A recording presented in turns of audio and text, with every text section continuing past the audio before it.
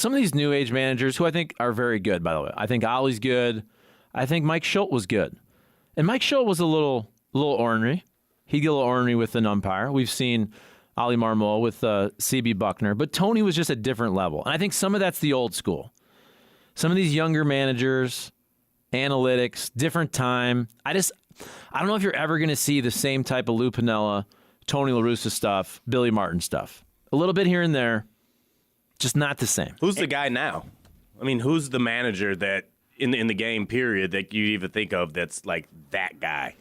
What do you mean, fiery? What do you mean that fiery, who's, one that you know is going to step out. Like, when you looked at Tony, you knew Tony was a factor in the game. Like, the way that Tony conducted himself, the way that he went about, even the strategy he put in play, you knew Tony was calling that in.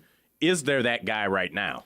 I don't know if he's fiery, and some on the dais believe he choked. But I'm telling you, when you're down there and you hear the things Ollie Marmol says to the umpires, he don't play.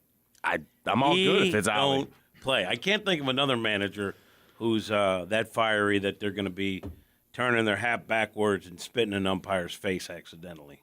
Dusty's still around, but Dusty's not as hot. Now, he won the championship, but I feel like old school Dusty against Tony, a little more ornery. Yeah. Now what is he? Is he 70? He's up there. 5? He's up there. He's just kind of You can't chill. keep that speed going. I mean, I guess Tony managed last year, but, it wasn't the same type of situation. Did you see Tony, when he was with the White Sox, running out on the field to fight someone? Waddling. Aaron Boone might be in that category. He mixes it up. Yeah. I don't think we'll see another Tony again. I agree with that. All right, World Baseball Classic. One of those days, no matter what, I cannot clear my throat. I just can't do it. Did you eat There's those something cookies? in there. I had 2 of those yesterday. Oh, it was yesterday, so they we were should fantastic. be past that. It was a beautiful I think it's my coffee. But World Baseball Classic, United States, moving on. They beat Colombia 3-2. So they'll face Venezuela in the quarterfinal elimination round. And kind of jokingly, was that the biggest couple hits of Mike Trout's career in the World Baseball Classic? It's good to see him showing out. It was good. I'm watching that, and I'm thinking, getting late, boys, because they were trailing in this game before Trout put them ahead. And I'm thinking, this could be like it was just kind of a slow-paced game. That could have been disastrous for Team USA if they didn't win that. Luckily, as you said, Trout showed up. I expected more offense. There is something to be said, and I think the guys have done a good job that are calling the games in the World Baseball Classic. This big event thrown this early in spring training, I don't think hitters are locked in per se. It doesn't mean we're not seeing some really good offensive performances. But generally speaking, I don't think guys are where they would say they're locked in at the plate, and I think we're seeing a little of that. So when you look at this Venezuela team, it's definitely kicking up a notch now, moving on. I mean, you see why these teams are moving where they're at. You're going to see Altuve, Luis Arraez. Did I get that one right? From the Twins? From the Marlins. Okay. You got dealt now. Okay, that's right. So you got, let's see who else is coming up. You got Ronald Acuna Jr. You got Miguel Cabrera. Talk about a statesman, 5-time WBC guy. So, the tide's picking up a little bit. They're going to have to keep swinging the sticks. And I think, look, Japan, are they playing right now? Salvi Perez? So Japan is rolling over. Let's call Newton C. It might be, so you already had one advancement with, was that Italy, Cuba? We'll look it up here. But Japan was rolling over everybody. That Dominican team being out is big for the tournament. They were supposed to be one of the dominant teams. They were them and Japan were the betting favorites coming in. And look, if you watch that game, in the same way if you watched USA Mexico, the names on Puerto Rico, they had a couple guys, but those names were not very impressive when you start to have, and you look guys that are throwing an A-ball last year. Mm-hmm. I mean, Dominican is stacked with major leaguers. Team USA stacked with major leaguers. But Puerto Rico beating Dominican and advancing, that's a huge upset.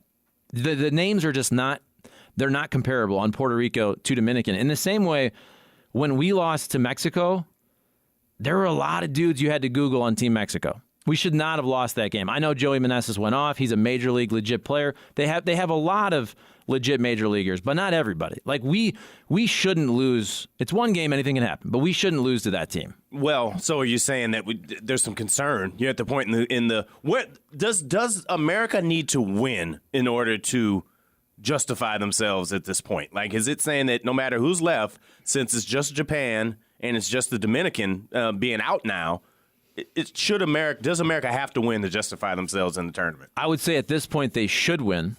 Okay. With no Dominican, and if you just look at the names on the jerseys, by far the most talented team remaining, especially position players. Position player, I would say pitching, they probably don't have the best of the best because a lot of guys didn't want to do it, but they have so much depth offensively. They have guys that should be starting on any team at the World Baseball Classic coming off the bench. All right, let me check the old box scores here because you have some of these games that are super, super early in the morning. So you did have yesterday, you had a quarterfinal where Cuba beats Australia. So that already happened. Okay. And then today, you have some of these games that are pretty early. So top of the 8th, Japan is beating Italy 9-3. So it looks like Japan will also advance. Italy is a comeback team. You know that. You've talked about it. They just got to let the espresso kick in. They'll be fine. It's not over till it's over, Chuck. So 9-3 in the 8th there. You have Italy with the espresso. You got Shohei Ohtani, who's throwing 102 He's good. miles an hour. Right? Yeah. Nootbaar in this game so far, 1 for 5, a couple of strikeouts. Oh. Ohtani's hitting in every game. But even if you look at Team Japan, the names are just not the same as Team USA. You got a couple dudes. You got Noot, you got Ohtani. But even Noot is not a star on the level of when you're rolling out Mookie Betts and Trey Turner's batting 7th and Bobby Witt Jr. is not even playing. First of all, bite your tongue, Charlie Marlowe. With who? With Nootbaar. A star on the level of... I hope he will be. Few stars are on the level of Nootbaar. When Nootbaar's going to get the second or third biggest ovation when he rolls around the outfield warning track on opening day. So look, Darvish threw in this game. Ohtani threw in this game. But if I'm reading you Team Japan's position players, you have to Google all these guys. You have Kaz Matsui. Okay, how about Kondo, Makihara, Murakami, Okamoto, Maki? Do you know any of these guys? Well, that's the menu at no.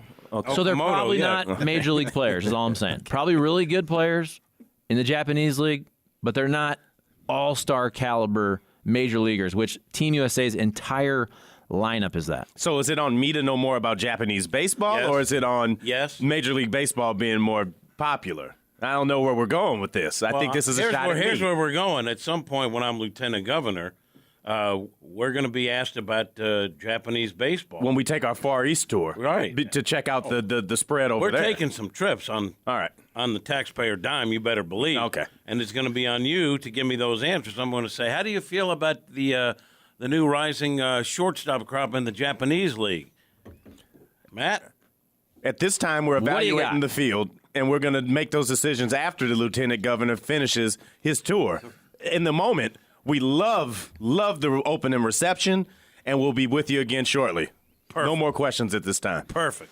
Text line 855-282-8255. Get him in. What do you think of the World Baseball Classic? Are you watching? Does Team USA have to win? Jimmy the Cat Hayes, anything on the text line? We'll talk a little Cardinals. You got Jack Flaherty pitching today.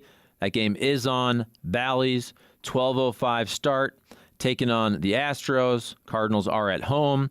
We'll break down yesterday's game as well. Anything on the old text line, sir? Kyle with big hands. Our friend Kyle, who knows a lot about baseball. Sure. Said, I've got articles on Pinder and Church for you, family.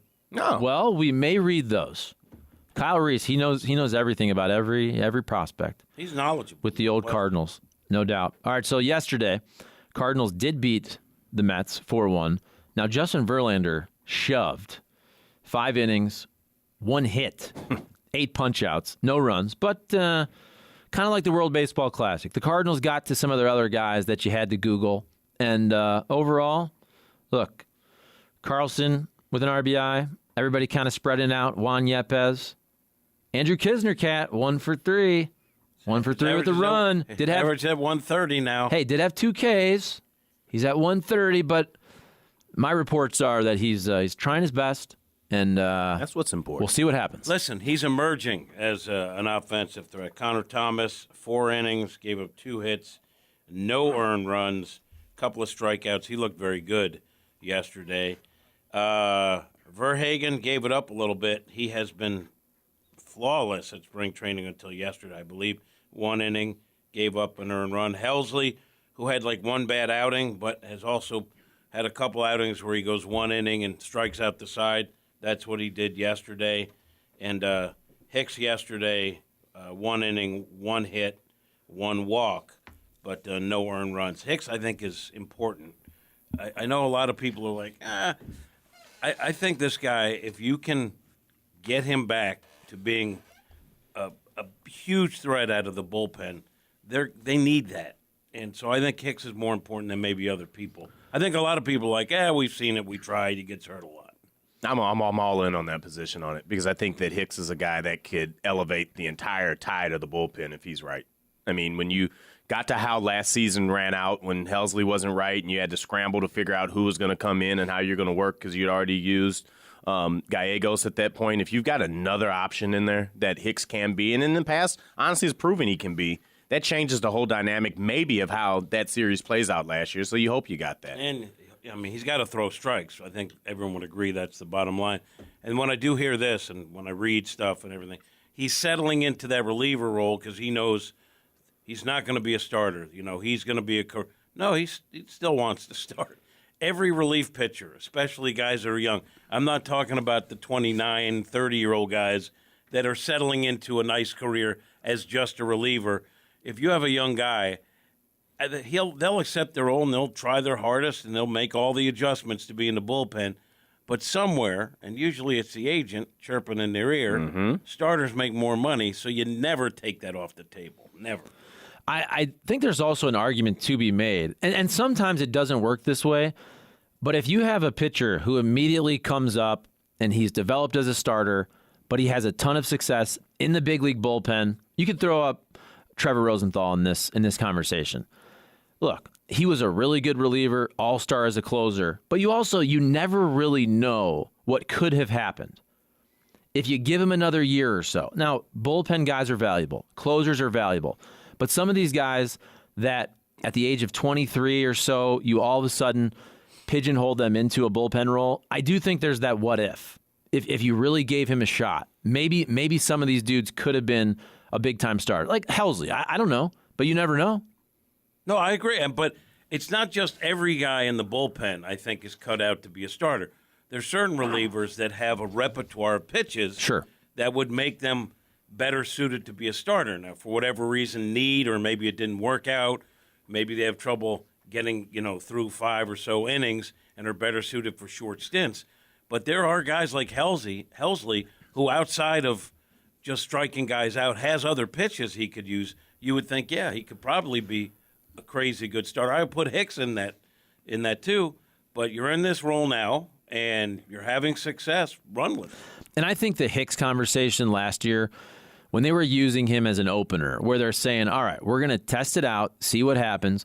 Now, did they ever think maybe this dude could develop into a 5-inning starter? You never know. But I think using Hicks last year, a couple different reasons. First of all, your entire pitching depth was destroyed on day 1 of spring training when both Flaherty and Alex Reyes had injuries. And Alex Reyes didn't pitch the whole year. Flaherty barely pitched at all. So all of a sudden you had a hole in the rotation. And then I think the Hicks conversation was also about the fact that they just looked at his arm and how it responded and thought maybe this dude is better as a guy who doesn't throw on back-to-back days. And he could respond and recover better more on a starter's schedule. Now, not saying you're going to throw 100 pitches every 5 days, but maybe this is a guy where it makes more sense for him to throw 2 innings, 3 innings, sit for a couple days, and his arm recovers better. The idea of having a closer that could come in and, end things if you deliver it to him is important. You got to have that. I think it's a really important thing to have. But I also think it's getting a little antiquated in the way that bullpens get used now, especially if guys are pitching less innings than ever out as starters and looking at what that means. I think when I look at this Cardinals pen, the 2 names that have to be there in order for that whole setup to work are Hicks and Zach Thompson. You got to have those two in there as options, and they've got to be performing well. A, because you don't have a lot of left-handed depth, so you need for someone to step up and seize it, and Thompson's been showing that so far this spring. And number two, just because you know how good Hicks can be. He doesn't have to be the ninth inning guy. You need a 7th, 8th, 9th guy now, and you need to be able to use him in different situations. He's playing for a contract. He's playing for a contract out the pen still. It really incentivizes him to be good this year personally, but it's going to benefit the team as well. I also think that pitchers, though, I know it's old school to say, oh, you're a closer, close in the ninth. The new school is whatever the leverage situation is. Yeah, spread it out. But pitchers are creatures of habit. And I do think people generally perform better when they know what's coming and they're in a comfort zone. Mm-hmm. And most relief pitchers feel better. Hey, I know in the 7th inning I get ready, or 6th inning I stretch, or whatever. If you tell a guy, hey, we might come to you in the 4th, I don't know if every pitcher can handle that mentally. And there is a mental aspect to it. And I think that factors in. Guys like roles that they know and they know how to prepare for, and then there's consistency with that. Well, and that's some of my concern about the fact that, you've got 7 guys right now basically who are vying for starter roles, or even 8 if you throw in Palante into that. That's all well and good that you've got all those options, but then those guys have got to adapt to the fact that it's not an every 3 days you're getting set up, you're building up for your start, you're going to go again, because it's not just as easy as saying, oh, we've got all these guys, we've got all this pitching depth. Well, it's not pitching depth anymore if it's not performing, and it can't get used to that role. Dakota Hudson's been a starter his entire major league career. That's the hardest role, I think, to adjust to if you're Dakota. Right. Because you've had success as a starter, and now you're going to be the long guy out of the pen. Well, the long guy can go a week, 10 days without seeing any action. And if you're used to pitching every 5th day, how do you adjust to that? A guy like Palante has already been everywhere. Yeah, he's moved all over the place. I mean, it's more on the Cardinals, honestly. And I think Palante, if I think about people that are the most important folks down there outside of Helsley, he's got to be right in that group with Hicks and with Thompson, too. But I get concerned about running that many career starters into your bullpen situation, into your picture, because if you don't pitch and you take 10 days off in between time like that, it's almost like you're resetting when you get out there again. This, though, is also, it's on Dakota Hudson. And I want to say, it's his fault, because due to injury and underperformance, the Cardinals now look at him as a 6th or 7th starter. If Dakota Hudson would have went out there and year after year stayed healthy and thrown 200 innings, they probably wouldn't have had to go and grab a couple years ago Lester and Happ. Last year, trade for Montgomery, Quintana. He would have been a starter and they say, hey, you're part of our future. But because of injury and because he's been inconsistent, he's put himself in this role where he's now not guaranteed a spot. And probably 3 years ago, everybody would have said, hey, Dakota Hudson's one of your starters for the next 3 years. And now he's a depth guy. But he could, look, if he pitched really, really well, Dakota Hudson could put himself in the conversation to be in the starting rotation next year when you have 1 million spots open. Or there could be a trade. Like Quintana's out, right? You think to yourself, boy, that Mo was smart because he knew that injury was coming. So good for you, Mo. But you think at some point with the Cardinals, their starting rotation is going to have something, right? So that's Dakota's spot if that happens. So, and to me, they have depth. Is it enough depth? I've said this before. Like, you have 7 starters at spring training, and you're like, we have depth. And then a week later, you have 4 starters because 3 of them got hurt. I do think Zach Thompson, as good as he's been out of the pen, and a lefty, I do think if you're looking for a guy, if they need it to be inserted into that rotation because of injury, I think Thompson would be the guy. So you would take so if we take the 5 guys that we think are going to be there out of the mix, you think Thompson's the next guy on deck? No, I think Dak is. And okay. I think it might be Palante. Do you think Dak is or Dak should be, though? What do you mean? Like, should it be Hudson this next, or should Thompson get the look? He got Woodford. Hurt. And he's been very good. To me, like, Dakota was hurt and then wasn't, then there's always that feeling out process when you come back. He deserves another look, and I think he can be good again. I know the criticism, he takes too long between pitches, he loses focus, he walks guys that he shouldn't walk, and he unstrike guys out, so there's always – I get it. I think Dakota Hudson can be a very serviceable pitcher. So I would say he's next. I agree. They have other good options. I'm talking about they lose 3 guys out of the rotation, and you need a guy. I think the guy who might – Woodford certainly deserves it. Palante's shown he can start. He can probably – there's room for growth there. But I think Zach Thompson can be a very good starter. Well, we talk about all these guys, and that doesn't even factor in if a Liberatore or Graceffo or somebody like that goes down and starts dealing. You're like, there's nothing else for him to do. 9 guys to make decisions through? I mean, there's worse positions to be in. I also think from a left-handed standpoint, you need Zach Thompson right now in your pen. Exactly. More than a depth starter. You have some other guys I think that maybe the personnel decisions are going to force Thompson to not be as much of that picture as maybe his talent could make him. So I'm just saying if you deal with a rash of injuries, you break that glass.